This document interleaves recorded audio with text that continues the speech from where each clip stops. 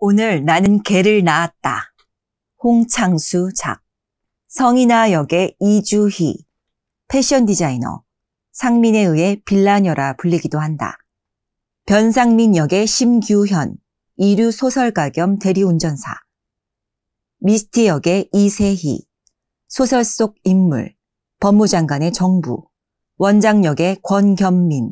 소설 속 인물. 산부인과 원장이자 산부인과 협회장. 간호사 역의 오수윤. 소설 속 인물. 산부인과 수간호사이자 도구엄 세계의 지도자. 그 외 도구엄. 권겸민. 소설과 현실에 등장하는 인물. 개와 인간의 합성체로 도그, 휴먼, 즉 개인간을 뜻한다. 박 의사 역도 맞는다. 무대. 크게 왼편과 오른편으로 구분된다. 오른편은 소설가 상민의 공간인 옥탑방이고 왼편은 인화의 주거 공간이다. 인화의 주거 공간은 극중의 소설 속 공간인 병실로도 활용된다. 오른편에는 의상 만들 때 이용되는 목 없는 마네킹이 서 있다. 고급스런 빨간 원피스가 입혀져 있다. 상민의 공간에는 책상과 의자가 있는데 책상에는 노트북이 있다. 오른편 무대에도 인화가 앉는 긴 의자가 있다. 무대 양편과 중앙 뒤편에 등대 장로가 있다. 1장. 소설 속 공상세계. 아기의 자지러지는 울음소리, 비상 사이렌 소리, 무전기 소리. 도구엄이 2번 지대로 도망쳤다. 발견 즉시 사살하라. 도구엄이 2번 지대로 도망쳤다. 발견 즉시 사살하라. 도구엄 1. 좌우를 경계하며 뛰어들어와 반대편으로 퇴장한다. 도구엄은 개의 얼굴을 한 인간. 도구엄 2. 아기를 안고 뛰어들어와 반대편으로 퇴장한다. 한 방에 총성. 아기를 안고 있는 도구엄 2. 총에 맞아 무릎 꿇고 안고 있는 아기를 등장하는 도구엄 1에게 힘겹게 넘겨주려 한다. 연속해서 들려오는 총성. 도구엄 2. 다시 총에 맞고 쓰러진다. 마지막 안간힘을 다해 도구엄 1에게 아기를 던져주고 계속되는 총성에 천천히 쓰러진다. 도구엄 1. 아기를 안고 뛰어간다. 서서히 암전. 2장. 상민. 망원경으로 객석을 둘러보다가 한 곳을 주시한다. 인화. 뒤편에서 등장하여 마네킹의 빨간색 원피스를 입힌다. 그녀는 시침핀으로 곳곳을 찔러 꽂아보기도 하고 시침핀을 빼어 다른 모양을 만들어 찌르기도 하면서 두어 걸음 물러나 살피고 있다. 상민. 망원경을 내리며. 온몸에 전기가 통합니다. 나는 이야기 속의 인물을 창조하고 맞은편 빌라에 사는 저 빌라녀는 인물에 입힐 옷을 창조합니다. 열대야가 기승을 부리는 후덥지근한 무더위에도 몸이 오싹한 것이 닭살이 돋습니다. 시계 보며. 밤 1시 47분. 그녀의 건강이 걱정되네요. 어쨌든 어제는 느낌이 좋아 공상과학 소설 개를 낳은 여인을 쭉 써나갔습니다. 개와 인간의 합성체 도구엄, 도구휴먼의 준말입니다. 출판사 사장인 조선배한테는 이 아이디어를 알려줬죠. 조선배는 내 형편을 알고 인물전기나 수필집 같은 일감을 주곤 했는데 오랜만에 입맛이 당긴다는 표현을 썼습니다. 이 작품을 쓴 동기는 이렇습니다. 어느 날 이 망원경으로 빌라녀의 거실을 보다가 두 눈을 의심하는 일을 목격했습니다. 상민의 대사에 맞게 빌라녀가 연기한다. 거실에서 작업 중인 빌라녀가 소파 아래에 있는 큰 개한테로 다가가더니 쓰다듬기 시작하더군요. 헌데 황금빛털을 가진 그놈은 누운 자세가 다른 개들과는 사뭇 달랐습니다. 사람과 같습니다. 사람이 큰 개의 가죽을 뒤집어 쓰고 누워있는 듯합니다. 사람이 천장을 보고 바로 누운 것처럼 거시기를 드러내놓고 네 다리를 쫙 벌린 채 말입니다. 저놈은 더 이상 개가 아닙니다. 드디어 빌라녀가 큰 개의 머리, 가슴과 다리를 만지기 시작합니다. 오 마이 갓. 엷은 커튼으로 두 물체가 더욱 밀착하는 모습이 포착됩니다. 뭔가 천둥번개 같은 것이 내 머리를 아주 세게 내리칩니다. 뭘까? 뭔가 있어. 있을 거야. 확실히. 상민. 책상에 앉아 골몰하고 동시에 인화, 원피스에 시침핀을 꽂으며 작업하는데 가상의 개가 접근하여 작업을 중단한다. 써니야 잠깐만. 엄마 패션쇼 준비해야 돼. 알았다니까. 사이. 객석을 보고. 내 아들입니다. 사람과 사람 만남에만 인연이 있는 건 아니죠.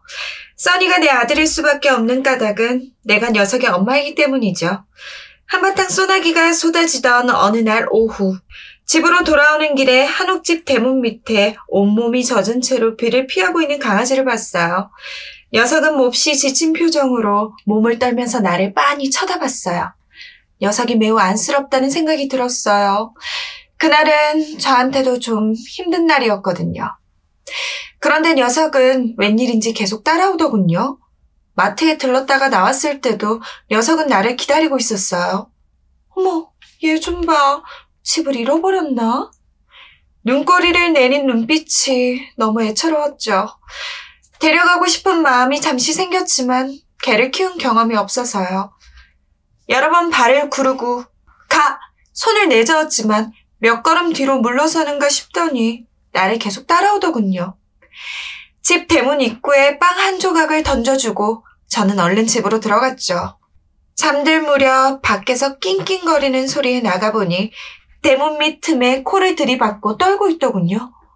지금 생각하면 녀석 앞을 지나가는 행인 중에 하필이면 나를 따라왔는지 아직도 모르겠어요. 오늘은 바로 써니의 생일이죠. 녀석과 처음 만났던 날입니다. 가상의 개가 밀어붙여 뒤로 밀려 쓰러지며 그래, 써니. 오늘은 네 생일이라고 말하고 있었어. 알았다니까. 밥 줄게. 오늘은 특별 메뉴야. 기대되지? 인화, 뒤로 퇴장. 상민, 책상에서 책을 읽다가 일어선다. 몸이 아파 오늘은 일을 못 나갔습니다. 하루 쉬어서 수입이 없는 점이 흠이지만 좋은 점도 있습니다. 이렇게 빌라녀를 오랫동안 바라볼 수 있죠. 근무 끝나고 새벽에 집에 돌아오면 자연스레 시선이 빌라녀의 창으로 갑니다. 대부분 불이 꺼져 방안이 어둡습니다만 요즘은 작업이 많은지 늦게까지 불이 환히 켜져 있습니다. 제 소설 작업은 꽤 진척됐습니다. 암전 없는 상태에서 원장, 미스티 중앙으로 등장. 3장, 소설 속 공상세계. 패션쇼 준비로 바쁘다고요. 왜 퇴원이 안 된다는 거죠? 당신이 낙태한 태아는 인간이 아니라 개와 인간 사이에서 태어난 도그험입니다. 제가 막는 게 아니라 이 나라의 법이 금하는 겁니다. 당장 나가겠어요. 아시겠어요, 원장 선생님? 원장, 옆으로 서서 가게 해준다. 미스티, 나가려는데 간호사, 조그만한 관을 들고 중앙으로 등장한다. 원장, 고개를 끄덕이자 간호사, 관의 뚜껑을 열어 T에게 보인다. 미스티, 두려우나 마음을 굳게 먹고 본다. 공포에 질린 얼굴, 소리 없는 비명. T, 반발하듯 날카롭게. 저는 절대 아닙니다. 이 간호사가 옆에서 수술을 도왔습니다. T, 간호사를 보자 간호사, 고개 끄덕인다. 저는 개와 잠을 잔 적이 없어요. 저는 의사로서 도그엄의 낙태 사실을 경찰에 신고해야 합니다. 아시다시피 도그엄은 이 사회의 존립을 근본부터 뒤흔드는 잡종입니다. 닥터관이 이곳에 오면 모든 걸 비밀로 해준다고 했어요. 당연히 인간 태아인 줄 알았습니다. 저는 절대 아닙니다만 만약 그렇다면 이제 어떻게 해야 하죠? 약속한 대로 비밀을 지킵니다. 단 저를 조금만 도와주면 되죠. 도와주다니요? 제가 원장님을요? 저보다 미스티를 위해서입니다. 진짜 뭔가가 있군요. 냄새가 나요. 우선 미스티가 도그엄의 낙태 사실을 인정하는 게 필요합니다. 아니라고 했잖아요. 당신의 정부, 정혜영 법무장관이 이 사실을 알게 된다면 미스티, 원장의 뺨을 때리려 하자 원장이 미스티의 팔을 잡는다. 내 허락 없인 이곳에서 한 발자국도 못 나가. 장관님이 아시면 당신은 끝장이야. 자, 빨리 끝냅시다. 왜 미스티는 개를 특별히 좋아합니까? 미스티, 대답이 없자 T에게 바짝 다가가 T의 눈을 뚫어지게 바라본다. 왜 개를 특별히 좋아하냐고. T, 물러나 고개를 돌리며. 그야 저는 독신녀니까요. 좀 더 구체적으로 좀 더. 남자와 살기도 싫고 또 혼자 살기도 싫으니까요. 누구와 함께 도그엄 피아에 가본 적 있습니까? 영상으로만 봤어요. 어떻든가요? 생각조차 하기 싫어요.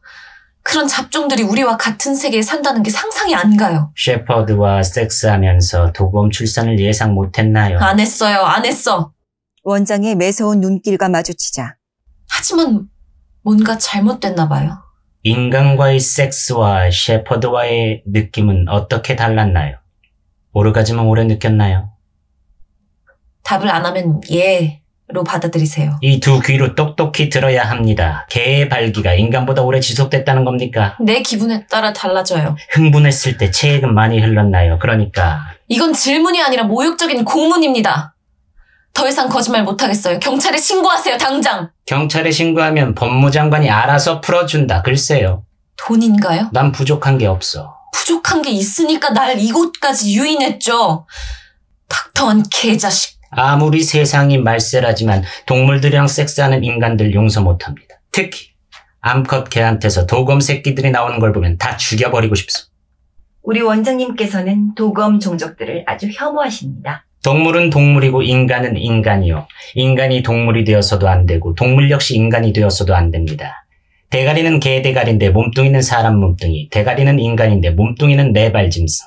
대가리는 인간과 개의 합성인데 몸뚱이는 개도 인간도 아닌 흉측한 잡종들. 지금 이 사회의 극심한 혼란은 바로 그 분명한 경계가 없다는 겁니다. 그냥 나한테서 개와의 섹스 문제를 꺼내자는 게 아니죠? 이렇게 나를 붙잡고 있는 궁극적인 이유는요? 단도직입적으로 말하죠. 동물과 섹스하는 인간들을 혐오하지만 먹고 살기 위해 그들이 필요합니다. 직업상 도검 태아를 낙태시켜야 먹고 산다.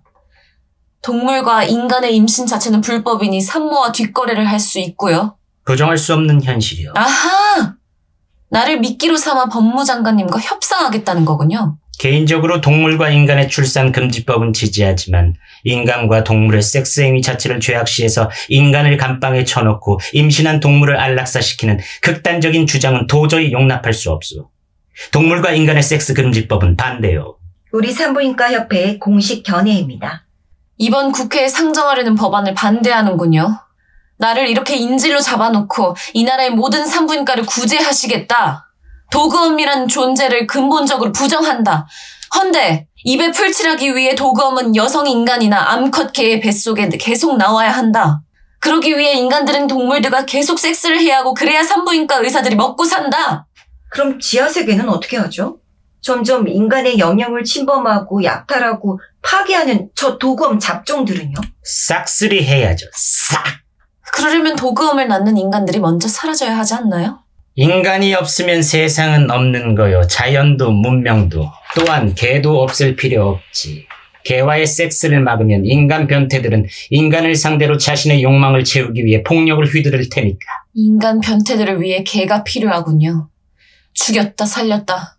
원장님은 아주 편리한 사상을 가졌어요. 헌데 난 당신 같은 인간도 사라졌으면 좋겠어. 미스티, 원장, 서로 뚫어지게 바라보다 함께 퇴장.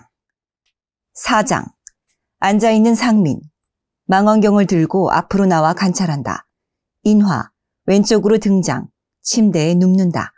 옆에 누운 가상의 개를 쓰다듬고 포옹한다. 상민, 망원경을 급히 내리고 긴장한다. 다소 흥분한 듯 걸으며 대사한다. 의자에 앉아 눈 감고 심호흡을 하지만 마음이 다스려지지 않는다. 다시 일어선다. 마구 튕겨나갑니다. 제 알량한 지식이 온갖 공상과 뒤섞여 단단한 두개골을 뚫고요. 아프리카 야생 길이는 24시간 서 있죠. 맹수가 언제 공격해올지 모르니까 잠도 서서 잠깐씩 잡니다. 하지만 동물원 길이는 모두 편히 앉거나 누워 잡니다.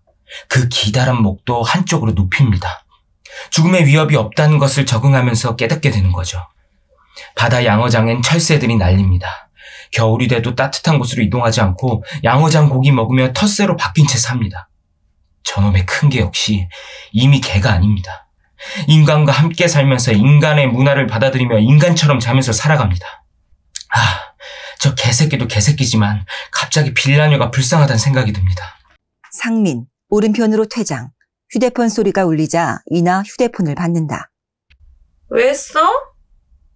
그냥? 여자가 없어서 옆구리가 허전하지? 식사는 했어? 우리 김병찬 씨 눈에 보이지 않는 바람을 미치도록 그리고 싶어 하지. 장 선생님 패션쇼 준비해. 장 선생 인간성 시비 걸지 말고 김병찬 씨 바람기나 고치세요. 모레 점심? 안 돼? 수나 알지? 낮에 잠깐 보재. 무어관가 뭔가 만들었는데 함께 하재. 관심 없다고 했어. 예술은 하고 싶어서 해야 예술이야. 여러 사람하고 함께하는 거 딱 질색이야.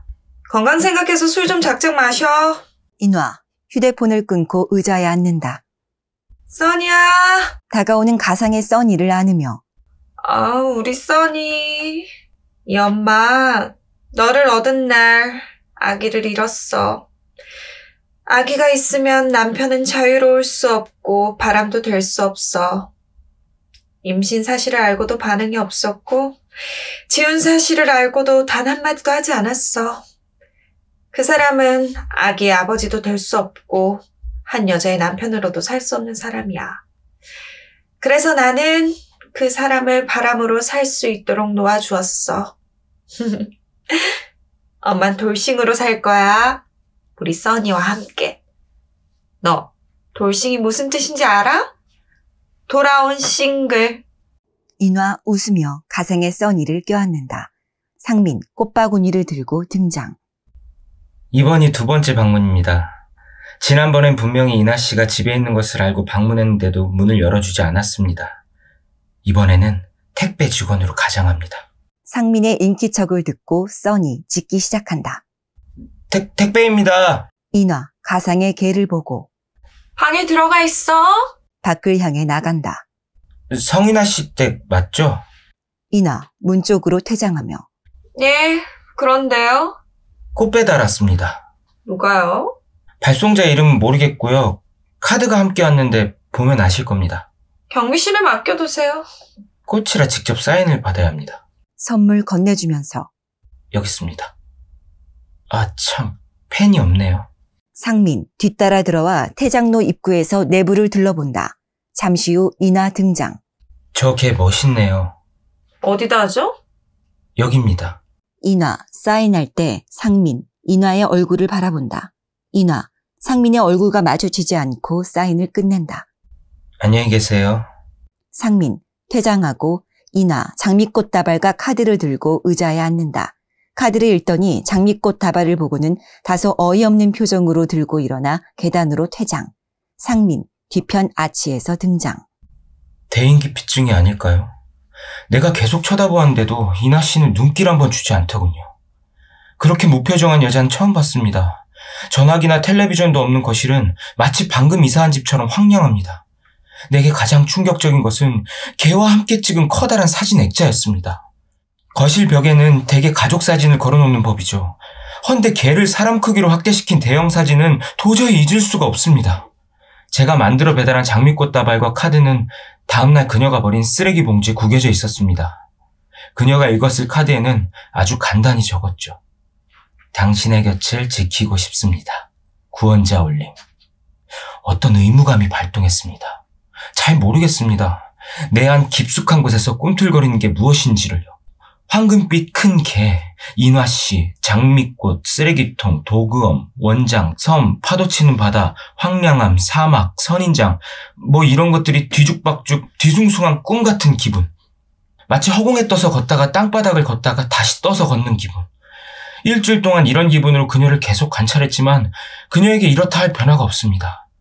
누구도 찾아오지 않고 그녀 또한 외출하지 않습니다. 다만 해질녘에 큰 개를 데리고 약 1시간 동안 산책하더군요. 오늘은 제가 기필코 말을 걸어보겠습니다. 상민, 인화를 발견하고 한쪽에 숨는다. 인화, 가상의 개를 끌고 무대 뒤편에서 등장. 꽃향기를 맡는다. 상민, 슬며시 다가가자 가상의 개 써니, 상민에게 으르렁거린다. 상민, 겁에 질린다. 인화, 개에게. 그러면 못 써? 써니의 으르렁거리는 소리가 상민을 물어버릴 듯 거세진다. 인화, 강하게 제재하듯. 써니야! 놀라 바닥에 넘어진 상민. 가상의 개를 피해 재빠르게 앞으로 이동한다. 인화, 여유있게 써니와 나란히 한쪽으로 이동한다. 개자식, 이나 씨한테 쪽팔리는 모습을 보여주고 말았죠. 개자식이 있는 한 접근은 어렵습니다. 이나 씨는 망망대해 고립된 섬에 있습니다. 그 섬 주위를 식인상어가 뱅뱅 돌고 있죠. 어떻게 해야지? 어떻게 해야 그녀를 저 고도와 같은 곳에서 꺼내지? 이나 씨에겐 변화가 필요해. 질적인 변화, 근본적인 변화. 써니야, 일어나서 집에 가자. 엄마 좀 외출해야겠다. 며칠을 더 지켜봤어요. 그녀는 혼자서 외출할 때면 큰 개를 방 안에 가둬놓더군요. 상민, 오른편 맨 앞으로 퇴장. 인화, 급히 뒤로 퇴장. 잠시 후 누군가 인화의 공간에 켜진 플래시를 들고 살핀다. 큰 개가 문을 앞발로 긁어대며 지저대는 소리가 계속 들리다가 중단된다. 잠시 후 인화, 화난 표정으로 등장하여 핸드백을 침대에 집어 던진다. 이건 나에 대한 모욕이야. 내가 패션쇼 준비위원 명단에서조차 빠지다니. 장 선생님을 위해 내가 도와준 게 얼만데. 지난 7년 동안 말없이 도와줬어. 패션쇼 기획 행사 하다못해 선생님 책까지. 이태리 유학 갔다 온 미스터 황이란 작자가 행사 준비위원장을 맡았다. 뭐라고? 도지사의 조카라고? 이번 패션쇼 행사 자금을 더해서 지원받기 위해 장 선생님이 일부러 젖비린내 나는 도지사 조카를 행사위원장으로 앉혔다고? 도지사의 후원이 절실히 필요했다. 그렇다고 해도 내가 명단에서 빠져야 돼? 장 선생님은 계속 전화를 안 받고 미스터 황은 짧게 답변했다. 선생님이 빼셨습니다. 장 선생님이? 왜? 이게 전부야? 명단에서 빼면 뺀다. 전화 한 통화도 못해? 날 정말 바보 순둥이로 하는 거야? 인간적인 예의도 없단 말이야? 이건 아니야. 절대! 인화, 마네킹에 입힌 의상을 찢듯이 걷어내어 내던진다. 원장은 결국 미스트를 이용하여 법무장관과의 협상에 성공했다. 이로써 동물과 인간의 섹스 금지법 상정은 철회되어 모든 산부인과의 염원이 이루어졌다. 암전 없는 상태에서 수간호사 미스티 등장한다. 5장. 소설 속 공상세계. 상민, 노트북에 타이프를 치면서 읽는다. 수간호사는 미스티를 기다렸다. 미스티, 도와주고 싶어요. 간호사님 도움 정말 감사했어요. 꼭 해주고 싶은 말이 있어요. 미스티가 떠나기 전에요. 말씀하세요. 알게 된 지 일주일밖에 안 됐지만 이상하게도 미스티에게 이끌렸어요. 매력적이고 자기 주장이 확실하죠. 고맙습니다. 근데 한 가지 이해 못할 면이 있더군요. 어쩌다 귀한 생명들을 계속 낙태시켜왔을까. 그 얘기는 안 들은 걸로 하겠습니다. 솔직히 말씀드리죠. 미스티의 아기가 낙태되지 않고 살아있어요. 지금 뭐라고 하셨죠? 미스티의 아기를 낙태시키지 않았습니다. 누구 맘대로요? 고객인 내가 낙태를 원했어요. 아시겠어요? 자, 미스티. 지난번에 보여준 죽은 태아는 다른 것이었어요. 농담이 좀 위험하네요. 내가 그 아기를 직접 받았습니다. 이건 또 뭐야? 원장이 또 시켰나요? 원장님은 출산 사실을 모릅니다. 내가 결정했죠. 미스티를 위해서. 당신이 왜죠? 인간 태아도 아니고 도그엄 태아를. 자, 미스티. 원장 오라고 해요. 당장. 정말 이자들이 나를 갖고 노는 건. 당신은 간호사야, 알아? 내가 만만해 보여? 원장 놈이지. 그 놈이 또 거짓말하라고 시켰지. 이번엔 뭐야? 뭘 원해? 원장은 당신을 이용했고 앞으로도 놔주지 않을 겁니다. 믿기 어렵겠지만 당신을 도와주고 싶을 뿐이에요. 다 필요 없어. 도와준다는 말 같은 거 더 이상 믿지 않아. 당신, 원장, 이 더러운 세상 모두 이용하고 착취하고 등쳐먹고 사기치고. 그래서 도와주려는 거예요. 이 인간 세계에선 당신 같은 약자는 살기 힘들어요. 도검도요. 나는 도검을 원하지 않아요. 아시겠어요? 도검도 인간의 창조물입니다. 인간과 똑같이 소중한 존재입니다. 이 나라의 법은 도검의 출산을 금지해요. 저는 국법을 따랐을 뿐이에요. 생명의 가치는 법을 넘어서 있습니다. 살아있다고! 이 책임은 모두 당신이 져야 해요. 알겠어요? 아기는 도검 폐하에 있어요. T. 놀라서 간호사를 쳐다본다. 세상 소문처럼 거긴 악마의 소굴이 아닙니다. 당신 같은 인간들도 살고 있어요. 저도 거기서 자랐죠. 믿을 수 없어요. 도검 폐하는 도검들만이 사는 세상이 아닙니다. 인간과 도검이 정의와 양심과 질서가 조화로운 새로운 세상에서 서로 어울려 삽니다. 그런 세상은 없어요. 지위고하를 막론하고 부정을 저지른 자는 법의 처벌을 받고 약자를 괴롭히는 자는 중벌을 받습니다. 돈으로 권력을 살 수 없고 권력으로 약자를 짓밟을 수 없는 세상입니다. 가보면 저절로 알게 돼요. 상민, 노트북 타이프 치며. 돈이 있으면 권력을 갖고 싶고 권력이 있으면 세상을 휘두르고 싶은 게 인간 아닌가요? 돈이 있으면 권력을 갖고 싶고 권력이 있으면 세상을 휘두르고 싶은 게 인간 아닌가요? 그래서 새로운 인간, 도검이 필요한 겁니다. 과연 그럴까요? 저는 여기가 익숙하고 좋아요. 편해요.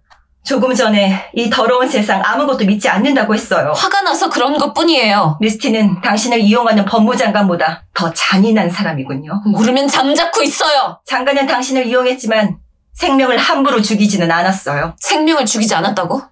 당신이 봤어? 그 자식은 개만도 못한 새끼야. 생명을 잉태했으면 책임을 져야죠. 나는 싫어. 개와의 섹스는 내가 원한 게 아니야. 그 새끼가 원한 거야. 보면서 즐긴 거라고. 하기 싫다고 몇 번이나 애원했어. 미스티. 미스티, 간호사 함께 퇴장한다. 6장, 인화, 무대 왼편에서 물컵을 들고 등장. 쭉 들이켜 물을 마신다. 수면제 먹고 무조건 잠을 청했어요. 내가 바꿀 수 없는 일이라면 깨끗하게 잊자. 다짐하고 다짐했죠. 이게 내 생활 신조죠. 써니가 배고프겠네요. 써니야. 사방을 둘러보고 놀라며 써니가 어디 갔지? 한쪽 구석을 불길한 시선으로 본다. 써니가 소파와 벽의 모서리에 축 늘어져서 자고 있어요. 얘 좀 봐. 다가가 앉아 가상의 개를 흔들며 써니야? 써니야! 안 돼! 써니야! 인화, 써니를 흔들어보고 그의 눈꺼풀을 열어보고 껴안아보며 당황하여 안절부절 못한다. 상민, 맨 앞에서 등장하여 의자에 앉아 운전하는 마임을 한다. 시내의 교통소음이 잠시 들린다. 며칠을 찜질방에서 지냈습니다. 괜히 동네를 오가다 운이 없게 형사한테 탐문당할지도 모른다는 생각이 들었죠. 그렇다고 해서 붙잡힐 거란 생각은 전혀 안 했습니다. 주거 침입은 맞지만 개 한 마리 죽은 것 같고 대한민국 경찰이 시건과 정력을 쏟는다. 천만에요. 옛날 생각이 나는군요. 아버지가 동네 느티나무에 우리 집 누렁이를 매달고 몽둥이로 쳐서 죽이던 어린 시절요. 인화, 일어나서 그게 이상하니까 경찰에 신고한 거 아니에요. 하지만 이건 보통 개가 아니에요. 아시겠어요? 내 자식이나 다름없는 개라고요. 내 자식이 죽었는데 취급을 안 하다니요? 단순한 식중독이 아닙니다. 이상한 냄새가 나요. 분명 누군가 독약을 탔어요. 우리 개가 죽었다고요. 없어진 기증품은 없는 것 같은데. 내 아들이 죽었어요. 왜 웃죠? 사실을 사실대로. 언제요? 언제 와주시겠어요? 구체적으로요. 지금 개가 죽어있다고요. 한 생명이 분명 어쩌려기만 해도 살아있었다고요. 인화, 괴로워하다가 누워 의자에 기대어 잠이 든다. 상민, 계속 운전하며 인화 씨를 위로하는 편지를 썼다가 구겨서 휴지통에 버렸습니다. 슬픔과 고통을 어떻게 얼마나 치유하고 있을까. 개를 치웠을 테니 집안이 갑자기 허전하고 공허하게 느껴지겠지. 개의 죽음은 분명 니나 씨에게 새로운 생활의 시작을 알리는 계기가 될 것입니다. 모든 게 그녀가 하는 일 모두 다 잘 되길 바랄 뿐입니다. 아픔의 상처가 차츰 나아지길 바랍니다. 아니, 나아질 것입니다. 백미러를 보며 사장님, 수원역 부근에 다 왔습니다. 사장님, 일어나세요. 수원역 부근에 다 왔어요. 여기서 어디로 가죠? 예? 수원이 아니라고요? 친구 집이고 분당요? 처음 타실 때 분명히 수원역이라고. 저기 사장님, 정신 차리세요. 이러다 날 새겠네 정말. 저기 정말 분당 맞죠? 분당 어디요? 분당구청요? 아파트 주소를 알려주세요. 뭐라고요? 코오롱인가요? 사장님, 그 사장님 주무시면 안 되죠. 사장님! 운전대를 갑자기 회전시켜 브레이크를 밟는다. 급브레이크 소리와 함께 구토하는 소리. 급브레이크에 그만 손님은 내 뒤통수와 귓볼을 향해 토하고 말았습니다. 일식집에서 먹은 생선횟감들이 분노의 악취를 풍깁니다. 가슴을 만지며 가슴에 통증이 오기 시작합니다. 상민, 가슴의 통증이 심해지는지 한 손으로 가슴을 움켜쥐며 비틀비틀 오른편 맨 앞으로 퇴장한다. 인화, 꿈속에서 써니야, 기차 타고 나무로 내려갔어. 언제부턴가 달려가는 차창 밖으로 네가 있었어. 숨을 헐떡거리며 전속력으로 힘차게 달려오고 있었어. 어서 오라고 손을 흔들었는데 너는 점점 멀어졌어. 자리를 박차고 일어나 기차 문을 열려고 했어. 기차를 멈춰주세요. 문을 열어주세요. 우리 써니가 오고 있어요. 이 기차를 탈 수 있게 해주세요. 어서요. 주위를 둘러보니 아무것도 없었어. 조명 변화, 현실. 눈만 뜨면 구석에 웅크려 죽었던 써니의 모습이 자꾸 떠올라요. 범인을 잡고 싶어요. 헌데 제 혼자 힘으로 뭘 어떻게 할 수 있나요? 무서워요. 앞이 캄캄해요. 아무것도 할 수 없어요. 이나 씨 집은 깊은 어둠 속에 잠겨 있습니다. 무덤 속 공간이 저런 게 아닐까? 온몸에 소름이 쫙. 상민 휴대폰이 울린다. 예, 조선배. 아직 다 못 갚았어요. 강 사장 완전 찰거머리예요. 호프집 빚잔치 한 지가 엊그제인데. 참, 어때요? 저도 그 점이 마음에 들어서 시작했어요. 도그업요. 관념적이긴 하지만 엽기적으로 가긴 좀 그렇잖아요. 어차피 인간으로는 안 되니까 새로운 인간형이 필요하잖아요. 그러니까 조선배 얘기는 간호사를 미스티의 하수인으로 만들고 미스티의 캐릭터도 바꾸란 얘기죠? 이미 뼈대는 다 짜놨는데. 예, 생각해 볼게요.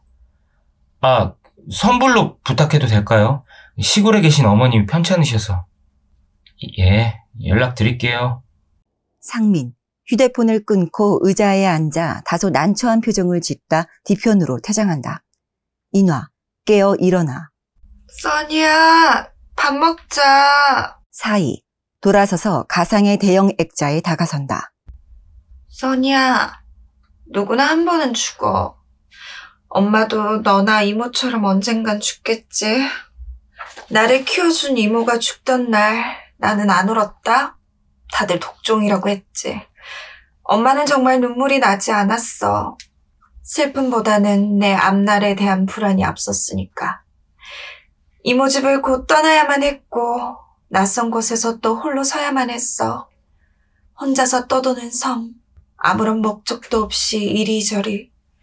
그 끝도 언제나 혼자였어. 이별은 내게 너무나 익숙한 것이었어. 헌데 너와의 이별은 왜 이리 슬픈지 모르겠다. 그래, 범인을 잡을 거야. 왜 걔를 죽였을까요? 경찰은 오히려 자기 쪽에서 묻고 싶은 질문이래. 없어진 기중품도 없고 걔만을 목적으로 죽였을 때는 뭔가 특별한 이유가 있지 않냐는 거야. 그리고 범인은 집 내부의 상황을 잘 아는 자일 것 같다는 거야. 병찬 씨는 아니야. 우린 여전히 친구처럼 지내고 있어. 그럼 누굴까? 범인은 내 집에 네가, 아니, 내가 너와 살고 있다는 걸 아는 자일 거야.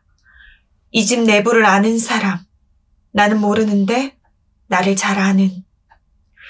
누군가 나를 주시하고 있는 걸까? 누가? 왜? 어떻게? 고개를 돌려 가상의 창을 향해 다가가 창밖을 뚫어지게 응시한다. 7장. 인화, 망원경으로 한 곳을 계속 주시한다.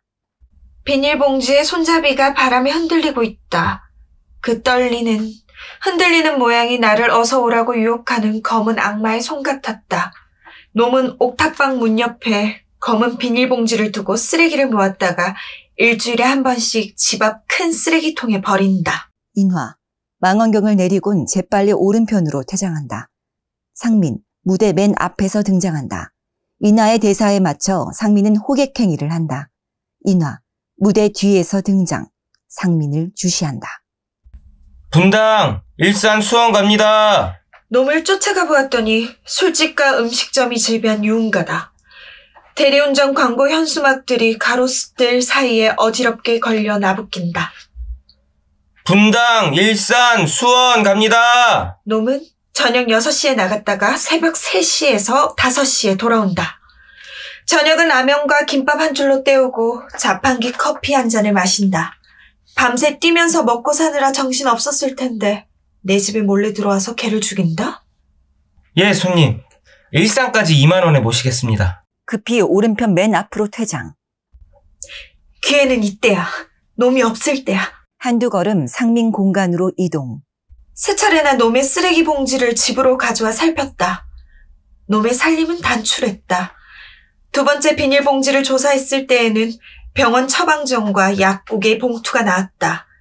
약국을 찾아갔더니 놈은 심장질환자란다. 피로하거나 스트레스 받거나 흥분하면 증상이 심해질 수도 있다. 그리고 놈의 정체를 알 수 있는 단서가 나왔다. 인화. 노트 안에 끼워져 있던 종이 뭉치를 꺼낸다. 군데군데 라면 국물 자국이 남아있는 종이 뭉치의 뒷면은 스카치 테이프에 의해 십자 모양으로 붙어져 있다. 이 종이 뭉치는 놈이 쓴 작품 원고입니다. 첫 장 머리에 놈의 이름이 적혀 있는데 병원 처방전과 이름이 같죠? 변상민. 헌데 작품 제목이 개를 낳은 여인입니다. 개? 이건 우연일까요? 상민. 망원경을 들고 등장하여 서성거린다. 인화. 의자에 앉아 원고를 읽는다. 그녀에게 변화가 일어나기 시작했습니다. 낮 시간에는 책을 많이 읽습니다. 창가에 있는 의자에 앉아 책을 읽거나 눈을 감은 채 쉬는 때가 많아졌습니다. 아마 마음이 답답하니까 창문을 열어놓고 음악을 들으며 명상을 하고 있는지도 모릅니다. 이제 외로운 그녀에게 어떻게 접근한다? 상민. 뒤편으로 퇴장. 인화. 소설의 내용을 읽는다. 미스티는 반신반의하면서 도구원피아의 세계로 인도되고 있다. 당장은 도구원피아의 생활이 낯설고 힘들 것이다. 그러나 자신이 낳은 아기에 대한 모정이 싹트면서 점차 도구음의 존재와 그 세계를 긍정적으로 받아들일 것이다. 수간호사는 원장을 설득할 마지막 순간이 왔음을 감지했다. 이 인간 세계는 무시무시한 폭탄 선언을 한 것이다. 8장. 소설 속 공상세계. 원장 서성거리고 있고 간호사 원장을 바라본다. 이 나라가 미쳤어. 모든 인간들의 유전자 조사를 실시해서 인간으로 위장하고 있는 도구범들을 모두 색출하겠다. 순수하지 못한 잡종들을 모두 죽이겠다. 도구범들을 끝장내는 게 원장님 소망 아닌가요? 싹쓸이하고 싶지. 도구범들은 인간 호르몬을 발명, 몸에 주입시켜 인간 모습으로 돌아다니며 이 세계를 파괴시키는 놈들이니까. 허나 필요하기야. 우리가 살아남기 위해서는. 우리라는 건 산부인과를 말하는 건가요? 그래. 우리 산부인과에만 그치는 게 아니야. 도구범과 전쟁하기 위해 무기를 만드는 군수사업, 병원산업, 섹스산업, 정보산업, 보안감시산업만이 아니라 이 인간 세계의 투쟁 목표가 사라진다고. 그러면 경제와 권력의 뿌리가 흔들려. 그럼 이 세계에 전쟁이 없는 평화는 언제 오는 거죠? 전쟁이 없는 평화! 수간호사는 정말 그런 세상이 올 거란 믿어. 착각이야. 생존을 못하는데 평화 행복이 무슨 소용이야. 악이 없는데 선이 홀로 설 수 있다고 생각해. 선을 위해서라도 악이 필요한 거야. 도구범들이 필요하다고. 이게 세상이야. 이 나라는 이걸 몰라. 사회적으로 공론화시키고 다국적 기업들과도 연대해서 이 나라의 우매함을 깨부셔야 해. 아참, 미스티가 온다고 했는데. 미스티는 이곳을 떠났습니다. 떠나다니. 도구원피아로 제가 보냈습니다. 도구원피아? 미스티는 자신의 과거를 참회했습니다. 혹시 수간호사가 설마 낙태하라던 도구엄의 태아들도? 제가 모두 살려서 도구원피아로 보냈습니다.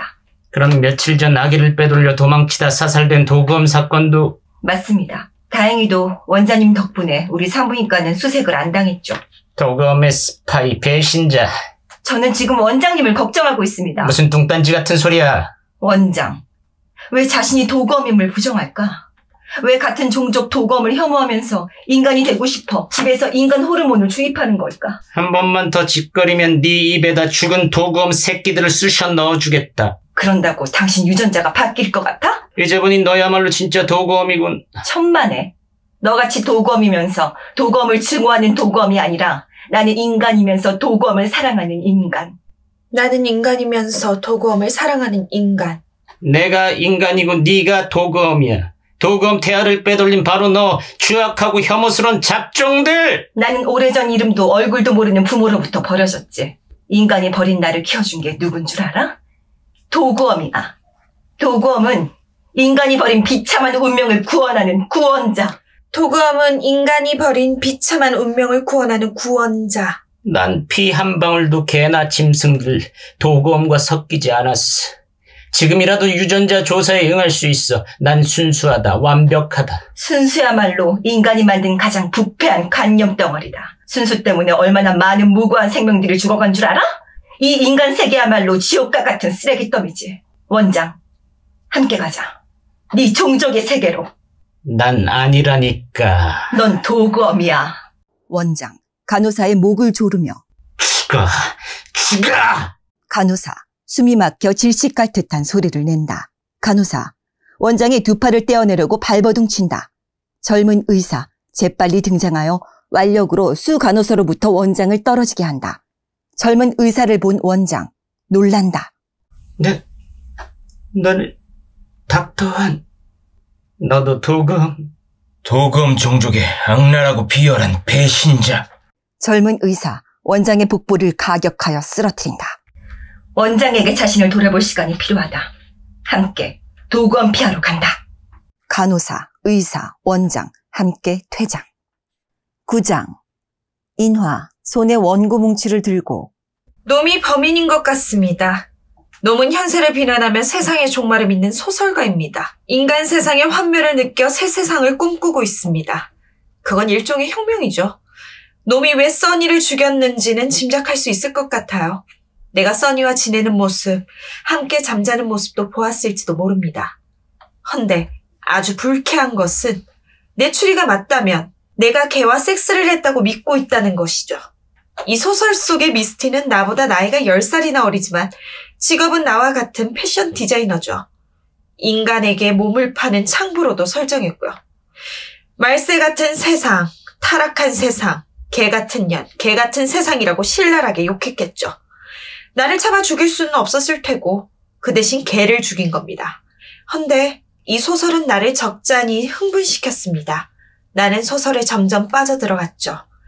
수간호사는 나를 돌아보게 하고 운명의 단단한 껍질을 깨고 나오는 힘을 느끼게 했습니다. 그녀는 말했죠. 우리에게 바꾸지 못할 운명이란 없다. 긴 사이렌 소리와 함께 들려오는 수 간호사의 목소리. 비상 상황이다. 도검들은 집결하라. 비상 상황이다. 도검들은 집결하라. 수 간호사의 음성과 함께 사막 뒤에서 도검들이 등장하여 긴장된 표정으로 느리게 달리는 마임을 계속하다가 퇴장한다. 인화 등장. 서성이며 고뇌에 찬 표정으로. 저 집에 어떻게 들어가지? 들어가다 발각되면. 만약 저놈이 범인이 아니라면? 물증이 있어야 하잖아. 다시 경찰에? 아니야. 소설이 물증은 아니잖아. 전과자에다 사이코패스일지도 몰라. 그냥 쳐들어가선 안 돼. 이나야, 뭘 두려워해? 왜 이리 나약해? 저놈은 분명 우리 써니를 죽였어. 이거야말로 살해야. 여러 정황이 이를 입증해주고 있잖아. 용기를 내. 모든 걸 짓밟았는데 뭐가 두려워. 새벽에 들어오잖아. 좋은 기회야. 다시 가자. 인화, 가로질러 상민의 공간으로 이동한다. 두렵고 떨리는 모습이 확연하다. 곳곳을 둘러본다. 덮개가 열려있는 노트북에 시선이 올라간다. 노트북의 전원을 켠다. 침착하게 주머니에서 이동용 USB를 꺼내어 노트북 플러그에 꽂고 C의 하드드라이브에 있는 모든 파일을 USB로 옮긴다. 노트북에서 이동용 USB를 뽑아 주머니에 넣고 노트북의 전원을 끈다. 방을 떠나기 전에 다시 한번 둘러보며 왼편으로 퇴장. 상민은 오른편으로 등장하여 의자에 앉고 주머니에서 지폐를 꺼내어 하루 번 돈을 계산한다. 나지막이 한숨을 내쉬더니 주머니에 돈을 넣어두고는 길게 하품을 하며 기지개를 켠다.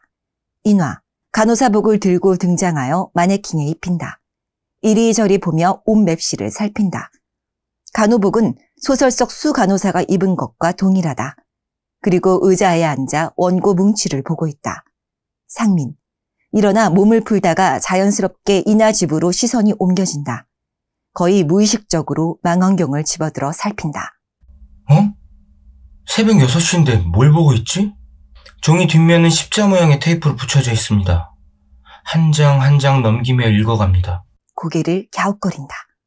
상민, 무대 뒤편으로 가려는 순간 이상한 느낌이 들어 멈추더니 다시 망원경으로 본다. 저건 또 뭐야? 간호사 복장? 그렇다면 추리를 시작한다. 내가 버린 원고? 뭐지? 소설에 등장하는 간호사복을 마네킹에 입혀서 내게 침묵으로 알린다? 야, 네가 우리 큰 개를 죽인 범인이지. 다 알아. 무슨 꿍꿍이 속이 있다. 무슨 꿍꿍이가. 인화, 어느새 망원경으로 상민을 주시하고 있다. 상민, 천천히 망원경을 들어 주시한다. 상민, 놀라는 표정이나 인화, 담담하다. 상민, 놀라서 숨었다가 다시 망원경을 들어본다. 둘, 망원경을 내려놓는다. 인화, 급히 왼편으로 퇴장. 뒤편에서 우산 쓰고 중앙으로 등장. 상황, 비 오는 날, 비 내리는 소리. 나는 기다리고 기다렸습니다. 놈이 집에서 쉬는 날 오후, 놈과 길에서 마주치길 기다렸죠. 상민, 맨 앞에서 우산 쓰고 중앙으로 등장. 안녕하세요. 예, 시간 좀 있으세요? 잠깐이면 돼요. 좀 길 수도 있고요. 그러시죠. 언제부터 나를 지켜봤나요? 걱정 마세요. 경찰에 신고 안 했으니까. 미안합니다. 사과할 거 없어요. 저도 본걸요. 전혀 그럴 리도 없었습니다. 우연히 둘러보다가 그만. 성인아예요. 제 이름. 변상민입니다. 세상에 이런 인연도 다 있네요. 예, 저를 훔쳐본다는 걸 처음 알았을 때는 정말 변태인 줄 알았어요. 드릴 말씀은 없습니다만 아닙니다. 좀 불편하네요. 제 집에서 차 한잔 하실래요? 지금요? 인화, 먼저 뒤로 퇴장한다. 함정 같은 거 아니겠지? 내게 유도 질문해서 개 살해범으로 몰만한 단서를 잡기 위해서 말이야. 가지 말자. 아니다. 그럼 날 더 의심할지도 몰라. 내가 범인이란 증거는 없어. 단지 훔쳐본 거에 화나서 쓰레기를 뒤져 원고를 찾아 읽고 내가 보란듯이 망원경으로 나를 관찰했는지도 몰라. 그래, 물러설 거 없어. 저 여자가 가까워지는 걸 정말 원했잖아. 어쩌면 잘 될 수 있을 거야. 과거는 과거, 현재는 현재. 미래를 위해 과거의 일을 잊자. 물론 그러기 위해서는 단단히 입조심해야지. 상민, 뒤따른다. 인화의 공간으로 인화, 상민 등장. 집안이 썰렁하죠? 원체 물건이나 장식이 많은 건 딱 질색이에요. 그러네요. 잠깐만요. 상민, 객석 쪽을 보며 가상의 대형 액자에 시선을 고정시킨다. 인화, 커피잔을 들고 온다. 상민의 시선이 향하는 곳, 가상의 대형 사진 액자를 본다. 내 아들 써니예요. 상민, 돌아서. 예? 인화, 커피잔을 건네며 웃는다. 골든 리트리버 종이에요. 덩치도 크고 애인처럼 믿음직스럽죠. 예. 원래는 아들처럼 생각해서 써니라고 지었어요. 자꾸 부르다 보니 편하게 써니가 되었죠. 태양이 비친다는 뜻도 되고요. 제가 12시 넘어까지 작업하면 졸려도 안 자고 기다려요. 주인 말 잘 듣는 개들 얘기 많이 들었지만 이런 개는 처음 봤어요. 믿어지지가 않네요. 한 번은 새벽까지 일하다가 과로로 쓰러졌어요. 써니가 계속 지저댔죠. 이웃집 신고로 나는 병원에서 살아났어요. 정말 훌륭한 개네요. 지금 곤히 자고 있어요. 저 방에서요. 상민, 차를 마시려다 멈추고. 예. 인화, 상민의 표정을 놓치지 않는다. 한번 보시겠어요? 아니요, 괜찮습니다. 바깥 산책하셨을 때 몇 번 봤어요. 혹시 저하고 거실에서 함께 지내는 건 못 보셨나요? 망원경으로 안 보여요? 그러고 보니 본 것도 같아요. 자세히는 못 봤지만. 걔는 죽었어요. 자고 있다고 하지 않았나요? 죽어도 우리 써니의 영혼은 항상 내 곁에 있으니까요. 벌써 한 달 됐어요. 왜 죽었죠? 누가 개의 사료에 약을 탔대요. 범인은 잡았나요? 경찰은 우습게 생각해요. 그래도 죽은 건데. 혹시 낯선 사람이 침입한 걸 보시지 않았나 해서요. 전혀요. 밤 11시쯤 됐을 거예요. 제가 일을 하고 있을 때군요. 조그만 호프집을 합니다. 아는 선배와 동업하죠. 한가닥 희망이 사라졌네요. 많이 괴로우셨겠어요. 외출할 때 써니의 눈을 보면 마치 사랑하는 사람을 어쩔 수 없이 보내게 됐을 때 그런 막막함으로 날 바라봐요. 정말 돌아서기 쉽지 않죠. 외출했다가 현관 입구에 들어서기도 전에 내 발자국 소리를 듣고 기뻐서 지저대죠. 저 방문을 열면 그 큰 덩치로 달려들어요. 그럼 난 써니를 한껏 포옹해주죠. 아무리 힘든 일이 있어도 써니의 맑고 순수한 눈을 보고 있으면 이겨낼 힘이 생겨요. 한없이 애정으로 날 지켜줬으니까요. 변함없이.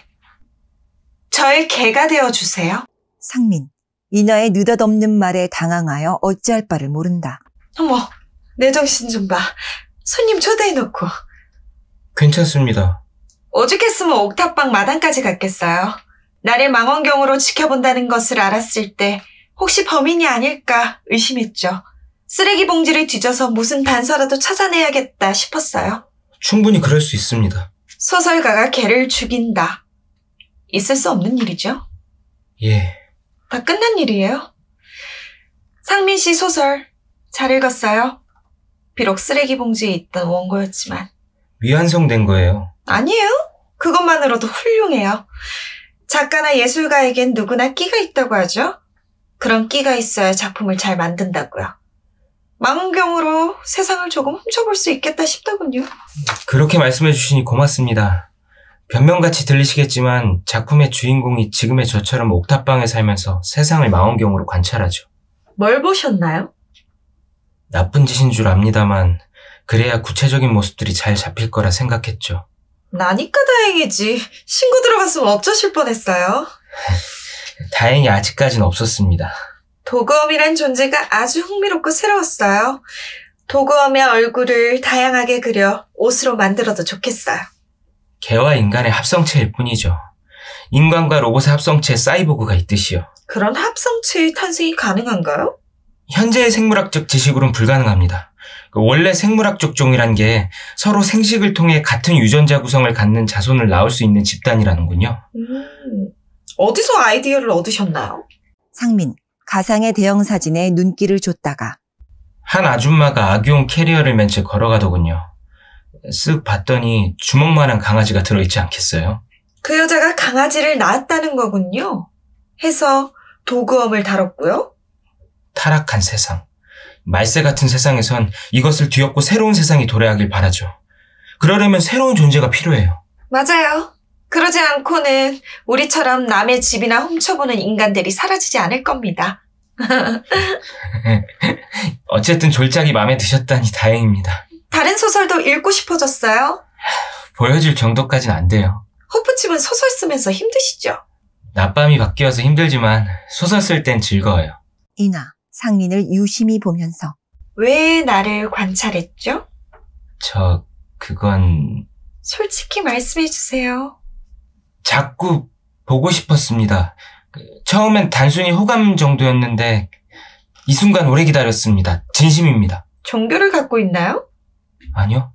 무엇을 간절히 원할 때 어떻게 하나요? 글쎄요. 그냥 최선을 다합니다. 훔쳐보는 당신을 제가 어떻게 발견한 줄 아세요? 우연이 아닌가요? 물론 우연이죠. 어느 날 한낮에 옥탑방 쪽에서 빛이 번쩍했죠. 거듭 죄송합니다. 3동 아파트가 눈에 들어왔어요. 베란다 풍경은 집집마다 다 달랐어요. 가장 제 시선을 끈 집은 베란다 밖으로 푸른 깃발을 걸어놓은 집이었어요. 상민, 무심히 끼어들어 아, 할머니 집요? 측은하기도 하고 고독해 보이더라고요. 이나, 상민의 말을 전혀 신경 쓰지 않고 뭔가 그 아파트에서 빠져나가려는 어떤 나약한 존재의 필사적인 몸부림 같았죠. 전혀 눈을 뗄 수가 없었어요. 저 깃발을 왜 저렇게 놔두지? 할머니, 저 집 식구는 왜 거두지 않지? 까맣게 잊고 있는 건 아닐까요? 다른 일을 해도 잠을 청해도 그 깃발은 내리 속에서 계속 펄럭였어요. 불면증이 시달렸죠.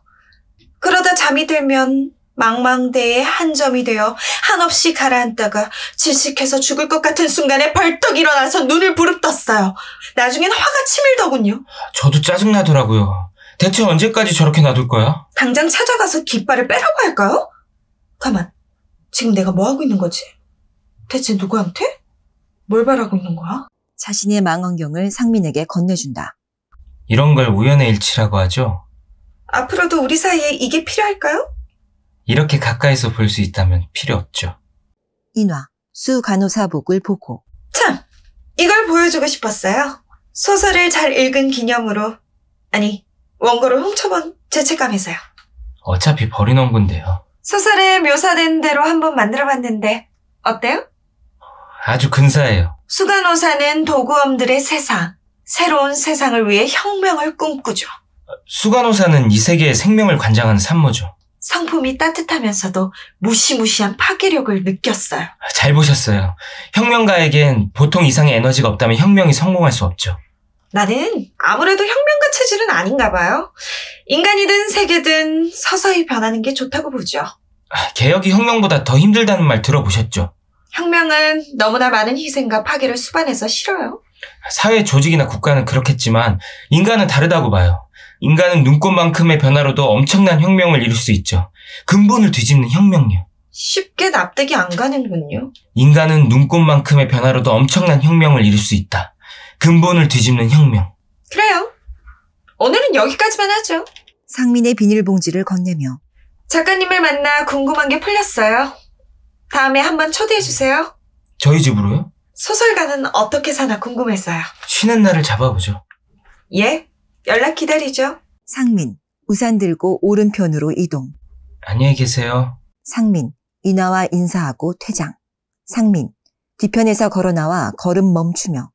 내가 생각했던 이나 씨가 아니었어. 문 앞까지 와서 쓰레기 봉지까지 뒤졌다고. 나한테 먼저 접근했어. 차 한잔 하자고. 그것도 자기 집에서. 하지만 함정은 없었어. 자기 집에 침입자를 본 적이 있느냐는 질문은 충분히 할 수 있지. 근데 그 걔가 자기 아들이라고? 나보고 자기 걔가 돼달라고? 그게 무슨 뜻이지? 가만. 아까 뭐랬지? 인간은 눈꽃만큼의 변화로도 엄청난 혁명을 이룰 수 있다. 근본을 뒤집는 혁명. 어떻게 내가 그런 거창한 말을 순간적으로 했지? 소설에다 써먹어야지. 도저히 믿기지 않아. 인화, 대형사진 액자를 보며. 진실이라고 눈꼽만치도 없는 새끼. 우리 써니를 죽인 바로 이 장소에서 참회의 말 한마디, 참회의 눈빛이라도 보이길 바랬어. 무대 암전. 10장. 술을 한 잔 걸친 상민. 자신의 흥에 취해 비틀거린다.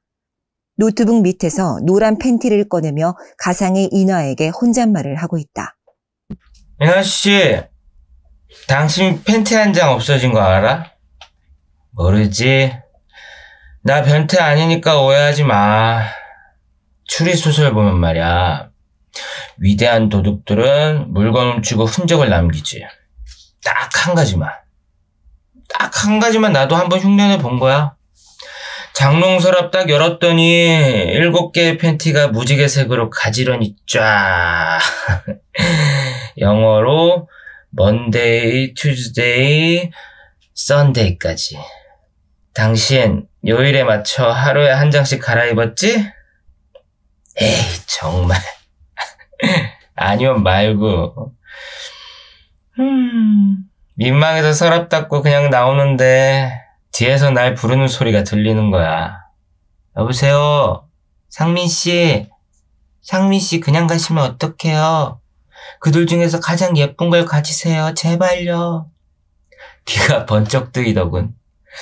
딱 돌아서니까 7색깔의 이나씨가 줄지어서 요염하게 서 있는 거야. 두 눈깔이 띠용. 어디 보자. 뭘 고를까? 썬데이는 쉬는 날이라 좋은데 이놈의 옥상 달고는 뜨거운 태양이 연상돼서 싫고. 그래, 프라이데이. 왜냐고? 프라이데이에는 우선 대리 손님들이 많잖아. 토요일에는 쉬는 직장들이 많으니까. 당연하지. 인간은 경제적 동물. 또 프라이는 자유로운 뿌리에다 하늘로 훨훨 플라이. 계란 후라이 먹고 프리하게 플라이하는 프라이데이. 상민, 막춤을 추다가 책상 의자에 앉아 노트북을 치면서 소설 작업을 한다. 취중 작업이라 자세가 흐트러져 있다. 무대 뒤에서 간호사, 도구엄 1, 2 등장한다. 간호사의 연설 내용에 맞게 재난 상황이 배경음악으로 연출된다. 이나 씨, 당신 수간호사 좋아하지? 내가 써줄게. 간호사 적들은 이 행성의 빨간... 적들은 이 행성의 빨간 신호등을 파괴하고 있다. 우리 도구엄 폐하의 신성한 숲에 불의 핵을 떨어뜨려 불바다를 만들고 있다. 산 정상마다, 땅 곳곳마다 불기둥이 분출하고 솟구친 불덩어리가 장대비처럼 도구엄 폐하를 폭격한다. 불덩어리가 떨어진 곳은 잿더미로 변하고 시꺼먼 연기가 치솟아 순식간에 암흑의 세계가 지속된다. 날짐승, 길짐승, 말 못하는 식물, 광물도 비명을 지르고 피를 토한다. 저들이 과연 이 행성의 주인이란 말인가? 도구엄들이여, 우리에겐 더 이상 물러설 세계도 시간도 없다. 최후의 일전이다. 우리 후손들을 위해 나가라, 싸워라, 승리하라. 상민, 어느새 일어나 간호사와 동시에 최후의 일전이다. 우리 후손들을 위해 나가라, 싸워라, 승리하라. 도구엄 군중들의 지지하는 소리, 전투하는 굉음과 총소리 등이 들린다. 도구엄들, 총 검수를 하는 동작을 열심히 취한다. 상민도 신이 나서 무대를 휘저으며 도구엄의 총 검술 동작을 따라한다. 도구엄들, 총 검수를 하는 동작을 열심히 취하는데 방문을 두드리는 소리, 모두 듣지 못한다. 방문을 두드리는 소리, 도구엄들 동작을 멈춘다. 상민, 듣지 못한다. 다급하게 방문을 두드리는 소리. 상민, 다가가는데 닫혔던 방문이 쾅 하고 세게 열리는 소리 들리자 놀라며 뒤로 물러서는 상민. 방문으로 쏟아지는 강렬한 빛. 상민, 무릎 꿇고 가상의 강 사장에게 말하듯. 강 사장님, 도망치다뇨. 아닙니다. 핸드폰 번호 바꿨습니다만 고장났어요. 아시잖아요. 번호 바꾸면 핸드폰 공짜로 주는 거. 노란 팬티를 벗으며. 이거요. 글쎄요. 이게 왜 내 머리를 감싸고 있을까요? 발에 차여 가슴을 부여잡고 뒤로 나동그러진다. 일수 찍겠습니다. 예, 매일매일. 한 번 더 또 끼면 그땐 제가 이 두 발목을 싹둑 길거리에서 구걸해서라도 갖겠습니다.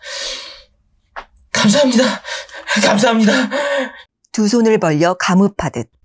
은혜롭고 자비로우십니다. 안녕히 가십시오. 안녕히 가십시오. 인화, 소설 원고를 들고 뒤편에서 등장. 인간 세상에서 가장 위험한 적은 세상이 아니라 인간 자신이다. 인간이 인간에게 부당하게 행사하는 보이지 않는 권력의 쇠사슬을 끊어야 한다. 당신은 자신의 야욕을 위해 그녀를 내쳤고 권력을 택했다. 보라, 당신이 죽어 자신의 묘비에 적혀있을 깨알 같은 글자들. 영광스런 묘비 뒤에 얼마나 많은 나약한 인간들의 피와 희생이 있는가. 영웅의 시대는 사라져야 한다. 도구엄들이여, 내가 죽는 날 나를 불태우고 내 이름을 영원히 기억하지 마라. 인화, 소설의 감동을 받은 표정으로 의자에 앉는다. 상민, 아픈 몸을 일으켜 앉는다. 강사장 개자식, 내 영혼을 빨아먹는 흡혈기지 개새끼, 불도저에 깔려 대갈박에 200반을 꿰면 문어대가리 개새끼. 괴로워 몸부림친다. 그래, 딱 한 번. 이 소설로 딱 한 번만 대박치자. 대박치면 문어대가리 개자식에게 빚진 돈은 태풍 속에 코털이고 태평양 속에 10원짜리 동전이다. 그래, 이 시대의 독자는 정의니 진실이니 도덕윤리선생 같은 구닥다리에게 싫어하지. 투쟁과 혁명은 지난날의 유행어다. 이나씨, 미안해. 노트북 타이핑하며. 도구엄, 너희들은 이 전쟁터에서 수간호사를 배신하고 수간호사를 체포한다. 체포하라! 수간호사 당황하고 도구엄들 서로 쳐다보며 어리둥절한다. 체포! 체포! 도구엄들 수간호사를 체포하여 함께 퇴장한다. 요염하고 영특한 미모의 젊은 미스티. 원장과 한패가 된다.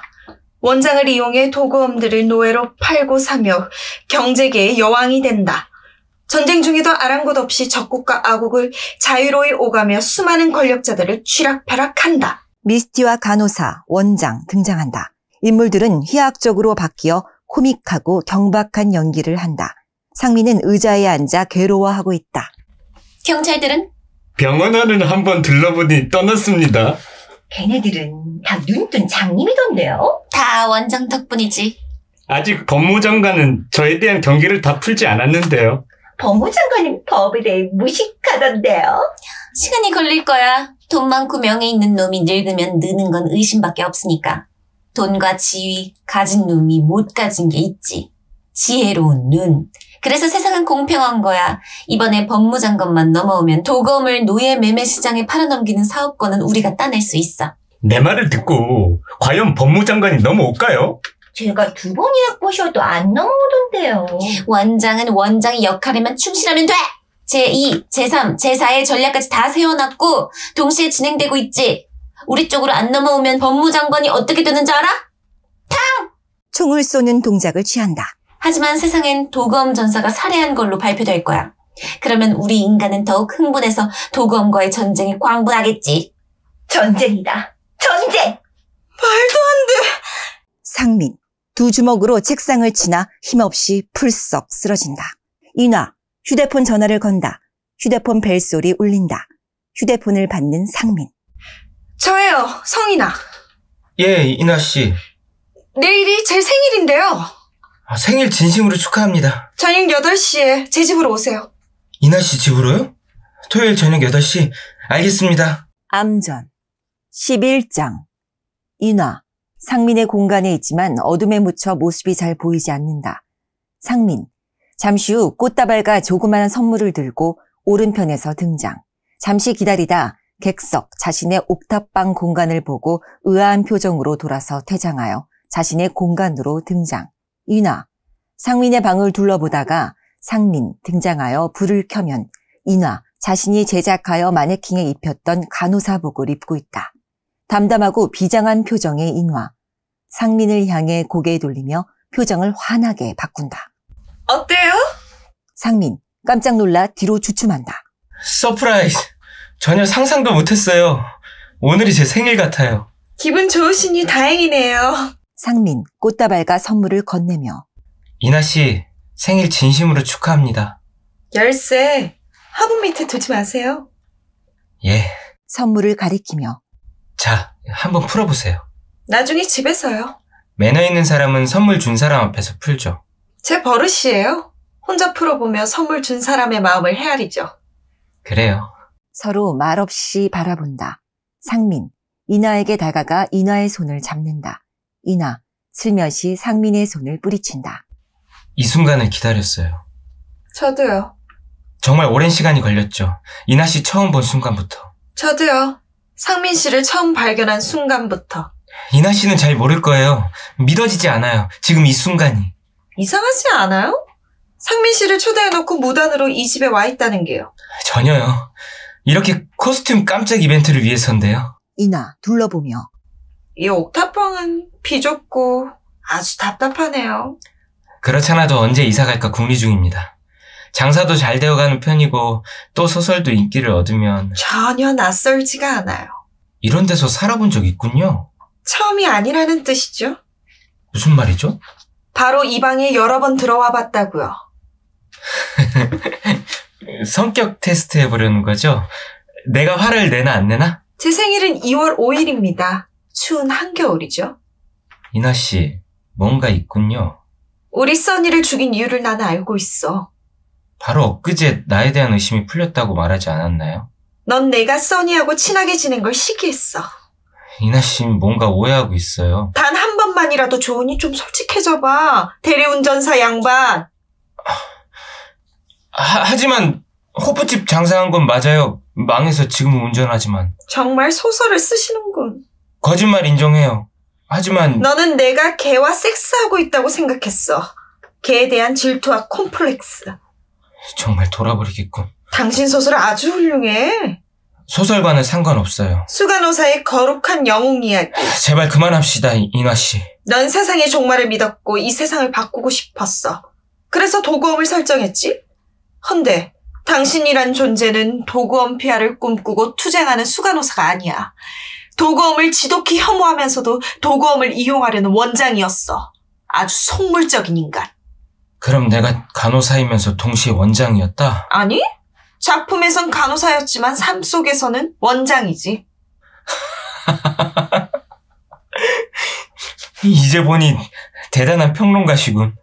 꼴에 시도 쓰더군. 고매한 순수주의자처럼 이슬 같은 눈물을 찾아다니고. 상민, 책상 위로 눈길이 가나 노트북이 없다. 모든 걸 읽어봤지. 어딨어? 아주 잘 보관하고 있어. 어떤 물건인데 함부로 손대. 빨리 내놔. 그냥 노트북일 뿐. 내 몸의 일부야. 내 살아온 과정이고 세계 전부라고. 음란 만화와 포르노가? 엉망진창 쓰레기 매립장? 대체 뭐야? 왜? 아주 쪽팔리겠지. 하지만 걱정 마. 그런 걸로 너란 인간을 우습게 보지 않아. 쓰레기 봉지에서 찾은 개를 낳은 여인을 읽었을 때 일종의 카타르시스를 느꼈어. 잠시 이놈이 우리 써니를 죽인 사실을 잊을 정도로. 세상에 이런 놈도 다 있구나. 아직도 세상을 말세로 보며 새 세상을 꿈꾸는 놈이 있구나. 헌데 나를 훔쳐보는 건 뭐고 우리 써니를 죽인 건 또 뭐야? 이런 미친 새끼가 어떻게 이런 훌륭한 생각을 했지? 다른 사람이 쓴 거 아니야? 베낀 거 아니야? 정말 우리 써니를 죽인 놈이 맞아? 그만. 개를 낳은 여인의 최종 수정본. 도그엄의 섹스 시대. 최종이라 이름 붙였지만 1, 2, 3, 4 파일에 번호 붙여가며 계속 고칠 생각이었어. 수간호사를 바보로 만들고 미스티를 권력의 중심에 세웠어. 장사꾼 창녀, 미스티, 도그엄을 노예 시장에 팔아넘기는 년. 네 말 맞는데 아직 책으로 만들어진 거 아니야. 내가 여기 온 까닭은 간호사를 그렇게 만든 너를 저주하기 위해서야. 네가 소설이 뭔지 알아? 소설이 뭔지 아냐고. 저주해도 좋으니까 내놔. 너란 인간 노트북에 다 있더군. 인간이 너처럼 단세 본 줄 아냐? 그깟 자료 좀 봤다고 나를 진짜 알 수 있을 것 같아? 노트북으로도 진짜 알 수 없다 이거지? 처음엔 네 몸의 일부고 삶의 과정이고 세계라더니 별거 아니다 이거지? 그렇다면 노트북은 정말 너나 나한테 쓰레기에 불과하군. 내 쓰레기 내가 치운다. 내놔 어서. 변기에 푹 담궈놨어. 깨끗이 정화시키려고. 뭐야? 상민, 급히 무대 뒤로 달려가서 물에 흥건히 젖은 노트북을 들고 나온다. 바닥에 떨어뜨린다. 찢어 죽이고 싶다. 다시 시작해. 다 날아갔는데 어떻게 다시 시작해. 이나, USB를 보여주며. 여기 있어. 빨리 내놔. 이나, 주머니에 넣으며. 다시 고쳤어. 어떻게 여기까지 왔는데. 그래야 바뀔 수 있어. 그건 내 소설이야. 허구라고. 내 공상, 상상의 산물. 제발 도구엄으로 다시 태어나. 도금 같은 건 이 세상에 없어. 그만하라고. 이미 내 안에 있어. 그래. 내가 참는다. 내가 걔를 죽였다고 이러는 거 알아. 난 정말 아니야. 인생 쓰레기처럼 살지 마. 쓰레기? 그래. 우리 걔를 죽인 게 눈꽃만큼의 변화고 혁명이야? 주머니에서 노란 팬티를 꺼내어 상민의 얼굴을 향해 던진다. 구제불능 패배자 새끼. 좋은 말 할 때 주고 꺼져, 시암. 너나 나 같은 인간은 늘 패배자지. 인간이 인간을 부당하게 지배하는 보이지 않는 사슬을 끊어야지. 도구엄이 필요해. 이런, 완전히 미쳤어. 고쳤어! 한 번만 더 그러면 죽여버릴 거야. 이 말세 같은 현실을 어떡하라고. 하다못해 지렁이처럼 꿈틀거려봐. 옴질거려봐. 흔들어봐. 세상에 먼지 한 점이라도 움직여야지. 바꿔야지. 상민, 이나의 멱살을 잡으며. 꿈틀거리라고? 먼지 한 점이라도 움직이고 바꾸라고? 세상이 그렇게 만만해 보여? 현실이 소설인 줄 알아? 소설가라도 쓰고 싶은 대로 쓸 수 없는 게 현실이야. 그게 바로 부정할 수 없는 현실이라고. 그러니까 너는 삼류 쓰레기 소설가야. 쓰레기 매립장에 대가리 쳐맞고 죽어. 상민, 목을 조르며. 그만. 목이 졸리는 이나. 상민의 팔을 떼어내려고 안간힘을 쓰다가 무릎 꿇는다. 이나, 죽음의 위협을 느꼈는지 책상 위 연필통에서 날카로운 물건을 집어 상민의 배를 찌른다. 상민, 이나를 무섭게 노려보면서 배를 움켜쥐고 무릎 꿇어 앞으로 쓰러지려는 상체를 이나 놀라듯 밀치며 뒤로 쓰러지게 한다.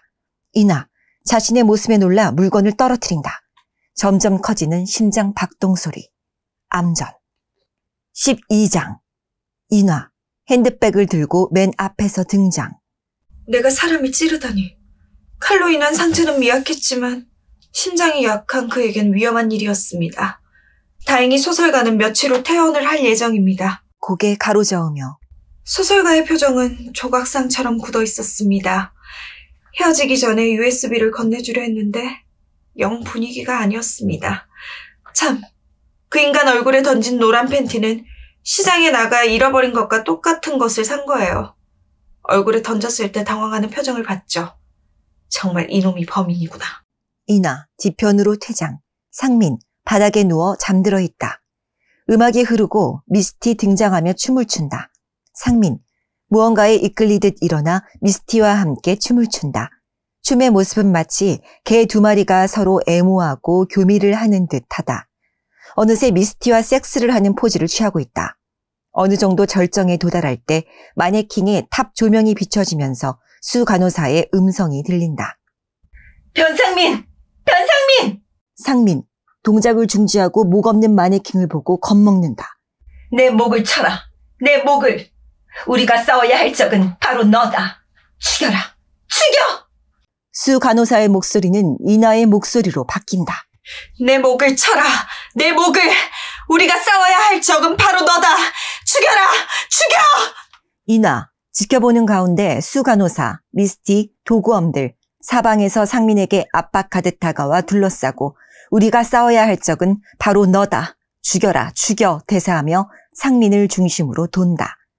그러다 순간 도구엄 1. 죽어. 외치며 총검으로 상민을 잔인하게 찌른다. 상민 비명을 지르고 깨어난다. 꿈속 인물들 사방으로 흩어지며 퇴장. 상민 숨을 헐떡이며 정신이 없다. 도대체 뭐지? 뭐야, 현실 맞아? 꿈꾼 거 맞아?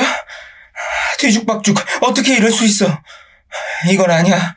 내가 미스트와 섹스를. 목 잘린 수간호사가 날 죽였어. 도검 개새끼가 총검으로. 목 잘린 년이 어떻게 말해? 헌데 이나씨 목소리였어. 이나 그 여자가 날 죽였어. 꿈은 꿈이야. 허구. 헌데 봐. 보라고. 내가 찔렸잖아. 그 여자가 날 죽이려 했어. 변상민. 그래, 이거야말로 소설이다. 소설가가 소설 내기도 전에 독자한테 칼 맞고 죽는 이야기. 나는 소설 속 등장인물이다. 가짜다. 모든 게 가짜고 거짓이야. 그녀도, 내가 죽인 큰 개도. 그래, 그래도 이렇게 생각하는 내가 존재한다고? 데카르트 개자식. 코기토 에르고숨? 갓데밋이다. 나는 소설 속 변상민. 그 소설 속 변상민이 생각하면 그 생각은 허구잖아. 가짜. 진짜 가짜. 진짜. 내가 뭘 한 거야? 뭘 쓴 거야? 난 게 뭐야? 내 노트북. 변기에 빠져 있었다고. 하고 많은 것 중에 변기에. 이건 엄청난 상징이야. 불길한 죽음이야. 내 죽음. 그래, 빌라뇨. 나를 망쳤어. 짓밟았어. 정체를 알 수 없는 년, 독한 년, 무서운 년. 아직 안 끝났어. 이대로 끝날 순 없어. 이대로 끝나면 변상민이 아니지. 아니야. 상민 벌떡 일어나 퇴장한다. 이나 무대 뒤 오른편에서 등장. 축하해, 미스터 왕. 바쁘긴 이거 깨지고 남는 게 시간뿐인데. 장 선생님, 그간 잘 지내셨죠? 몇 번 안보 인사 겸 전화드렸는데 안 받으시더라고요. 축하드립니다.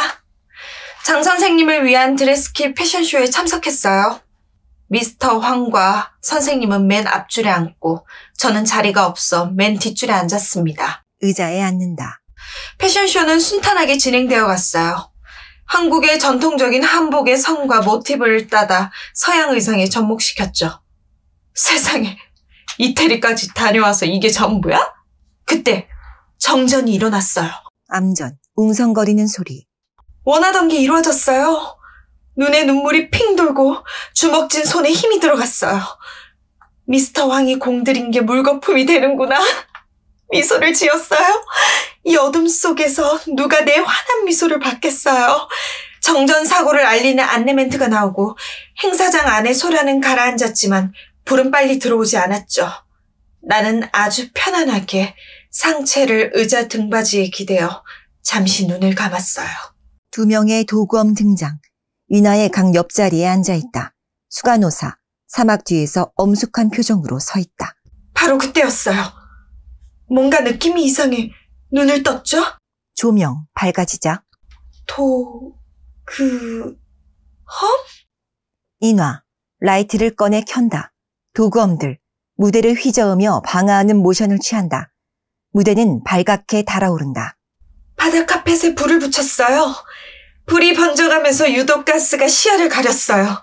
사나운 불길은 벽에 커튼으로 옮겨가고 축하 현수막이 타올랐어요. 천장에서 불길이 춤추며 넘실거렸어요. 불의 축제장이 되었어요. 하지만 도구음은 사라지고 나는 참았습니다. 대체 어떻게 준비를 한 거냐는 날카로운 목소리가 어둠을 갈랐습니다. 조명이 들어오고 다시 패션쇼가 진행되었지만 분위기는 착 가라앉았습니다.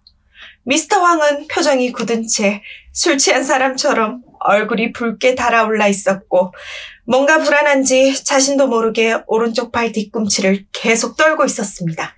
순간 왠지 모르지만 언젠가 한번 보았던 미스터 황의 아내와 두 아이의 모습이 떠올랐습니다. 암전 13장 암전 속에 유리창 깨지는 소리. 이나 등장. 상민을 발견하고 놀라지만 이내 담담하다. 경찰에 신고하겠어. 당장 나가. 그래, 언젠가 찾아올 거라고 생각했어. 핸드백에서 USB를 꺼내어 상민 앞으로 던진다. 여기 있어. 상민 자조적으로 USB를 집어서 보며 웃는다.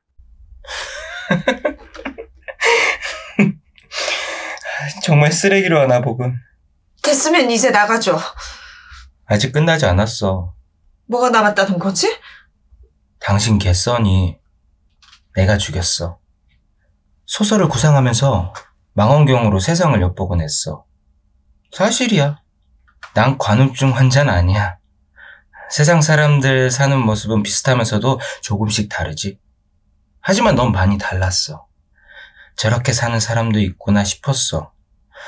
널 오랫동안 지켜봤어. 마네킹과 개와 함께 셋이 사는 여자. 그런 너를 구해주고 싶었어. 써니를 죽이는 게 어떻게 나를 구하는 거야? 그 개가 없어져야 네가 바깥 세상으로 나올 수 있을 거라고 생각했어. 나를 동정해서 써니를 죽였다. 써니는 내 하나밖에 없는 가족이야. 그런 널 용서할 수 없어. 맞아. 넌 날 용서하지 말았어야 해. 날 죽였어야 했어. 우발적이었어. 진짜 칼로 깊이 찔렀어야지. 칼을 돌리고 휘저어서 장을 갈기갈기 찢었어야지. 그만해. 나를 잘못 봤어. 당신도 마찬가지야. 내 말은 이대로 물러날 내가 아니란 거야. 이쯤에서 끝내길 원해. 그럼 넌 끝내. 난 아직 할 게 남아있어. 인류 역사상 소설가가 소설 내기도 전에 독자한테 칼 맞기는 처음일 거야. 관심 껐어. 봐야 해. 이미 다 봤어.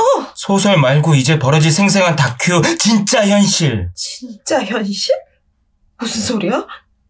피할 수 없어. 운명이야. 상민 칼을 들고 일어나 객석 앞까지 향한다.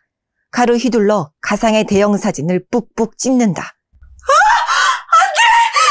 상민 이나를 밀쳐 쓰러뜨리고 대사를 하며 계속 긋는다. 저놈이 네 기억에서 지워져야 해. 왜? 날 이렇게 괴롭히는 거야? 왜? 진짜 몰라? 정말 몰라서 묻는 거야? 개만도 못한 새끼. 그래. 나는 개만도 못한 새끼고 이 똥개 새끼는 사람이지. 널 절대 용서할 수 없어. 용서할 것도 없고 용서받을 것도 없어. 상민 칼을 들고 이나에게 다가간다. 너를 보면 볼수록 내가 보여. 이나 겁을 먹고 옆으로 슬슬 물러서며 그만해. 제발 부탁이야. 상민 이나가 옆으로 못 가게 막아선다. 사랑한다고 말할 거야. 그리고 네 입술에 키스할 거야. 제발. 상민 찌를 듯 칼을 내밀더니 다른 한 손으로 이나의 손을 잡는다. 부들부들 떠는 이나의 손에 칼을 쥐어준다. 키스하면 지난번처럼 찔러. 깊이 찔러서 끝내. 어차피 세상은 혼자 살다 가는 거야. 마약 먹은 것 같아. 세상은 진짜 같기도 하고 가짜 같기도 해. 나 진짜 현실이라는 걸 고통으로 느끼고 싶어. 그러면 내가 좀 보이겠지? 제발 깊숙이. 이나 씨, 사랑해. 상민. 더 가까이 다가가자 이나 칼을 들어 올려 상민을 겨눈다. 상민 주저하지 않고 두 손을 들어 이나의 머리를 잡는다. 이나 칼끝을 상민의 목에 댄다. 상민 굴하지 않고 이나의 머리를 당겨 키스한다. 암전. 14장. 퍼포먼스 회원들이 양쪽에서 천천히 등장하여 자리를 잡는다. 이 회원들은 소설 공상세계의 역할을 맡은 인물들이 공상세계의 복장을 그대로 입고 나온 것이다. 이나 무대 앞으로 나온다. 저는 지금 무허가 378과 함께 퍼포먼스 하러 나왔어요. 행위예술을 하는 퍼포먼스 그룹이죠. 내 마음에서 솟구치는 욕망을 드러낼 수 있는 용기만 있으면 퍼포먼스의 주인공이 된다고 하죠? 상민 무대 앞으로 나온다. 미스트를 주인공으로 다룬 판타지 소설 도그엄의 섹스 시대는 인기를 얻어 잘 팔리고 있습니다. 강 사장의 남은 빚도 다 갚았고 대리운전도 그만두었습니다. 이나 씨에게는 이나 씨가 원했고 또 내가 원래 쓰려고 했던 수간호사 소설 원고를 등기 우편으로 보냈습니다. 반송되지 않은 것으로 봐서 읽어봤을 거라 생각하는데 어찌됐는진 잘 모르겠습니다. 며칠 후 이나 씨 집에는 낯선 주인이 들어왔기 때문입니다. 그 소설은 내가 이나 씨만을 위해서 완성한 수간호사의 거룩한 영웅 이야기. 이 세상에서 딱 하나밖에 없는 것입니다. 이사 가기 전 일이 생각나요. 상민 씨한테 등기 우편물 하나가 왔었죠.